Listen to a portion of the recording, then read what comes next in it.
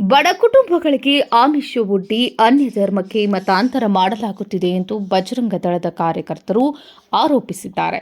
ಬೆಳಗಾವಿಯಲ್ಲಿ ಆಮಿಷವೊಡ್ಡಿ ಮತಾಂತರಕ್ಕೆ ಯತ್ನಿಸಿದ ಪ್ರಕರಣ ಬೆಳಕಿಗೆ ಬಂದಿದ್ದು, ಬೆಳಗಾವಿ ಜಿಲ್ಲೆಯ ಖಾನಾಪುರ ತಾಲೂಕಿನ ಕಕ್ಕೇರಿ ಗ್ರಾಮದಲ್ಲಿ ಘಟನೆ ನಡೆದಿದೆ. ಬಡ ಕುಟುಂಬಗಳಿಗೆ ಆಮಿಷವೊಡ್ಡಿ ಕ್ರಿಶ್ಚಿಯನ್ ಧರ್ಮಕ್ಕೆ ಮತಾಂತರ ಮಾಡಲು ಯತ್ನ ನಡೆಸಿದ ಆರೋಪ ಕೇಳಿಬಂದಿದೆ.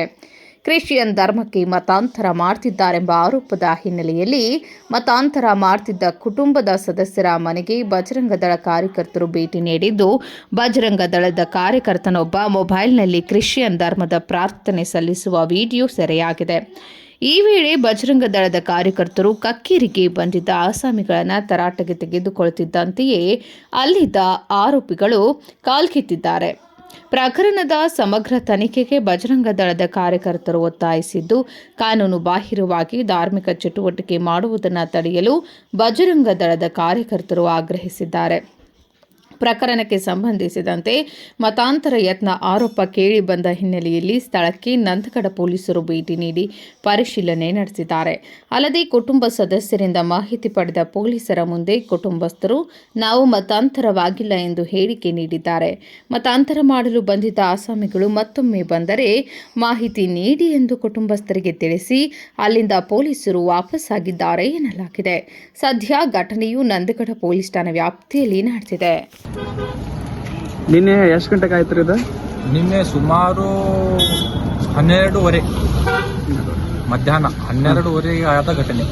ಅವರು ಪೂಜೆ ಮಾಡುವ ಸಮಯದಲ್ಲಿ ನಾವು ಹೋಗಿ ಸಂಘದ ಕಾರ್ಯಕರ್ತರು ಹಾಗೂ ವಿಶ್ವ ಹಿಂದೂ ಪರಿಷತ್ ಬಜರಂಗ ದಳದ ಕಾರ್ಯಕರ್ತರು ಮತ್ತು ಹಿಂದೂ ಪರ ಸಂಘಟನೆ ಇವರು ಹೋಗಿ ತಡೆದರು.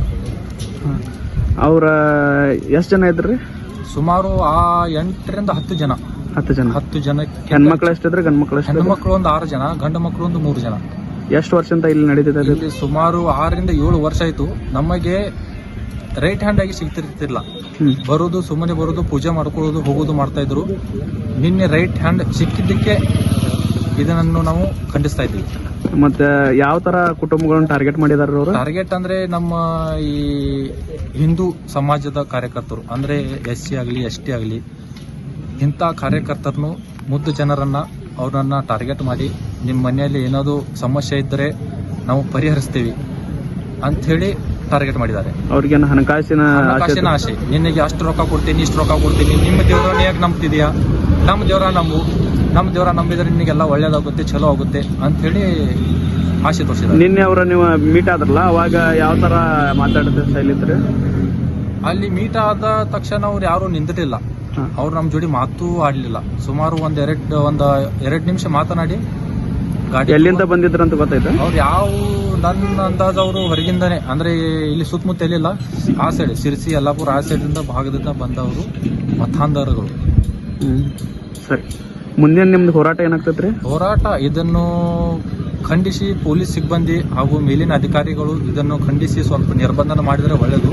ಇಲ್ಲಾಂದ್ರೆ ನಾವು ಇಲ್ಲಿ ಆಂದೋಲನ ಮಾಡಿ ಪ್ರತಿಭಟನೆ ಮಾಡಿ ಮುಂದಿನ ದಿನಗಳಲ್ಲಿ ಕಕ್ಕೇರಿ ಬಂದ್ ಕರೆಗಳನ್ನು ಕೊಡಬೇಕಾಗುತ್ತದೆ.